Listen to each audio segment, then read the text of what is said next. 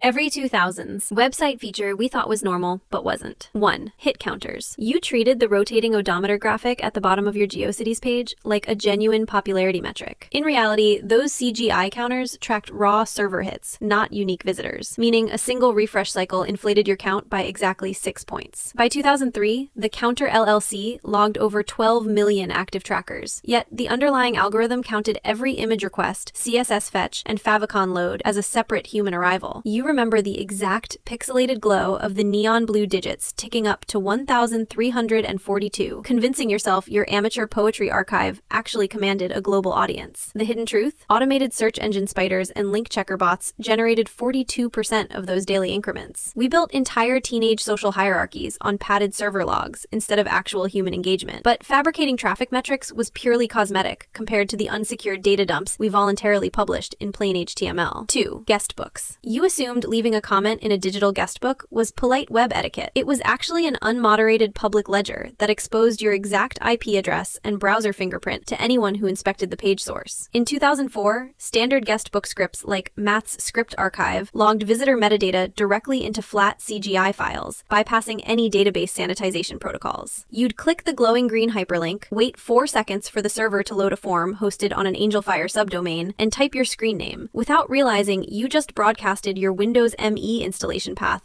to a stranger in Ohio. The unwritten mandate demanded reciprocal signing, but one mistyped character in the admin routing field triggered an open mail relay that forwarded 400 pharmaceutical spam blasts to your inbox. We treated public comment forms like sealed envelopes, completely ignoring how easily they became automated distribution nodes. But leaving your metadata exposed was minor compared to the auditory assault waiting on every landing page. 3. MIDI background autoplay. You believed clicking a hyperlink was strictly a visual experience. In 2002, it was a mandatory acoustic assault that hijacked your system's audio driver without explicit user consent. Web developers embedded uncompressed .mid files directly into page headers, triggering Windows Media Player to blast a 22-track general MIDI loop at maximum output. You hit enter on a Pokemon fan site, heard the exact tinny screech of a cheap Sound Blaster synthesizer, and frantically mashed the taskbar while the MIDI.exe process locked your entire desktop session. The files averaged 32 kilobytes because developers stripped all percussion tracks to fit within a 30-second dial-up download window. Browser autoplay restrictions didn't exist until 2018, meaning your desktop speakers detonated every time you refreshed a MySpace profile. We treated audio hijacking like ambient interior design, completely blind to how easily it masked background code execution. 4. Table-based layouts with invisible spacer GIFs. You assumed responsive design was the only structural foundation for the modern web. The entire internet actually ran on rigid pixel grids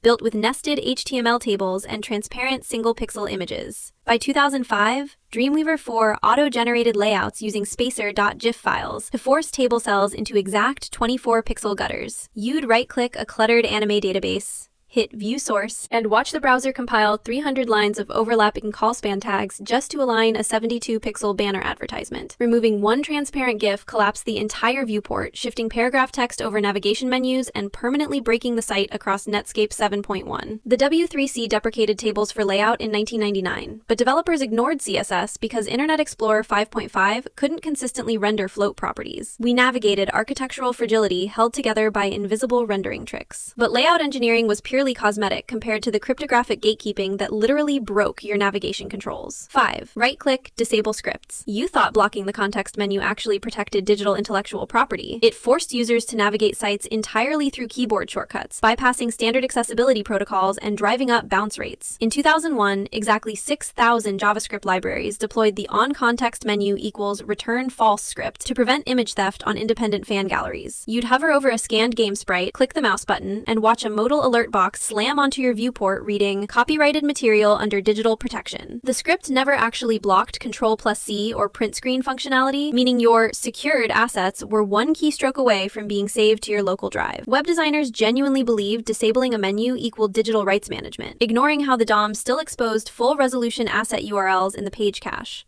We treated UI obstruction like cybersecurity architecture, completely unaware it was just pushing users toward underground FTP directories. But menu obstruction was trivial compared to the recursive multiplication hazards waiting in your ad feeds. 6. Pop-up window networks. You assumed browser windows were static containers for static content. They were actually recursive multiplication engines engineered to bypass pop-up blockers through chained window.open commands. By 2003, ad networks deployed JavaScript that spawned exactly 5 windows on a single mouse click, each calling a different domain to circumvent early browser filters. You'd click a single download now link and watch 6 new instances of Internet Explorer tile across your desktop, each blasting autoplay audio from unrelated tracking domains. The pop-ups consumed 400 megabytes of RAM on machines with only 512 total, freezing your entire system until you force quit the task manager. Ad blocking software didn't gain mainstream traction until 2005 because developers continuously updated the window.focus loop syntax to outrun filters. We treated digital clutter as the standard browsing experience, completely ignoring how it drained system resources. But window multiplication was just user experience degradation compared to the actual system-level access we handed to unknown domains. If your brain is already short-circuiting from how casually we accepted recursive browser multiplication, the complete forensic breakdown of early ad server routing and tracking pixels is mapped in the description. 7. Flash navigation intros. You treated 10-second animated intros as premium digital entertainment. They were actually bandwidth sinks built on proprietary Macromedia shockwave architecture that crashed exactly 1/3 of all consumer browsers. By 2004, corporate sites embedded 40 megabyte .swf files requiring Flash Player 6, forcing users to wait 30 seconds for vector graphics to compile. You sat through a looping cinematic logo sequence with no skip button, hearing the exact stuttering audio buffer while the progress bar crawled to 9%. Adobe later revealed that intros drove a 62% immediate bounce rate, yet digital agencies charged $40,000 per animation cycle. The entire user journey was gated behind unskippable keyframe interpolation, forcing visitors to watch rendered sequences just to reach a 400-word FAQ page.